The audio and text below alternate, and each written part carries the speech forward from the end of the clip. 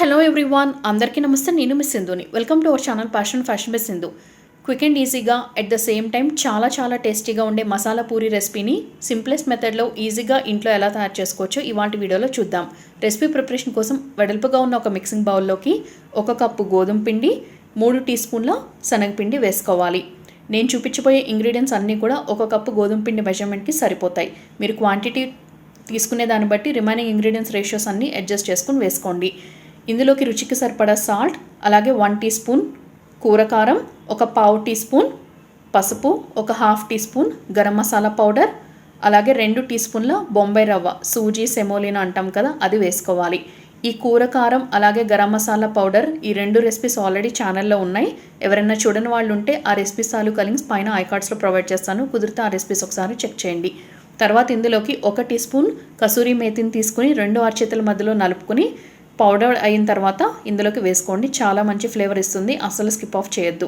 తర్వాత 1 half tea spoon వామును కూడా తీసుకుని 2 అరచేతుల మధ్యలో నలుపుకుని ఇది కూడా వేసుకోవాలి. తర్వాత రఫ్గా చాప్ చేసుకున్న 1 టేబుల్ స్పూన్ కొత్తిమీర ఆకుల్ని కాడలతో సహా వేసేసుకోవచ్చు. ఈ ఇంగ్రీడియంట్స్ అన్నీ వేసిన తర్వాత ఒక 2 టేబుల్ స్పూన్ల నార్మల్ ఫ్లేవర్లెస్ ఆయిల్ వేసుకోండి. ఈ ఇంగ్రీడియంట్స్ అన్నీ ఒకసారి బాగా కలుపుకోండి. తర్వాత అవసరానికి తగినట్టు వాటర్ అనేది కొద్దిగా యాడ్ చేసుకుంటూ ఇంగ్రీడియంట్స్ అన్నీ కలిపి సాఫ్ట్గా పూరి పిండికి మనం ఎలా అయితే కలుపుకుంటామో అలా పిండి ముద్ద అనేది రెడీ చేసుకోండి. పిండి బాగా గట్టిగా ఉంటే పూరీలు అనేవి అప్పడాల్లాగా వస్తాయి. అలాగని బాగా మెత్తగా మీరు నీడింగ్ చేసుకున్నా కూడా అది మనకి పూరీలు ఒత్తుకునేటప్పుడు సరిగా కుదరదు. సో ఖచ్చితంగా సాఫ్ట్గా ఉండాలి, అట్ ద సేమ్ టైం స్టిఫ్గా ఉండాలి పిండి ముద్ద అనేది. ఈ పూరీలు మీరు ఎనీ రెగ్యులర్గా మనం బేసిక్ పూరికి ఏ కర్రీతో సర్వ్ చేసుకుంటామో, అంటే పొటాటో కర్రీ లేకపోతే చోలే, ఇట్లా దేంతో సర్వ్ చేసుకున్నా చాలా రుచికరంగా ఉంటుంది. ఈ పూరీ పిండి మనకి నానాల్సిన అవసరం లేదు. సో ఇమీడియట్గా మీరు చిన్న ముద్దల్లాగా రెడీ చేసేసుకోవచ్చు.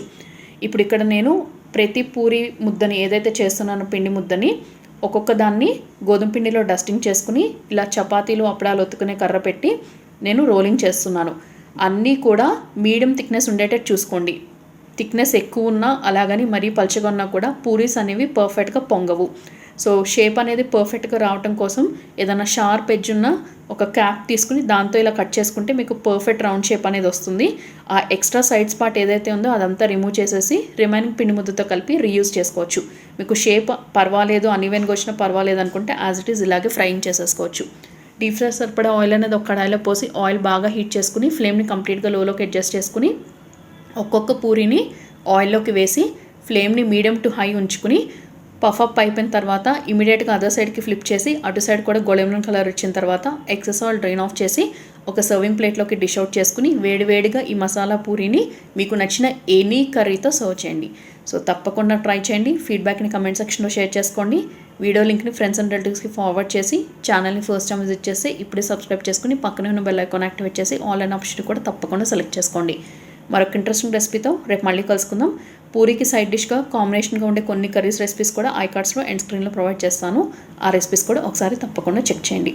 మరొక ఇంట్రెస్టింగ్ రెసిపీతో రేపు మళ్ళీ కలుసుకుందాం. Till then keep watching fashion by Sindhu.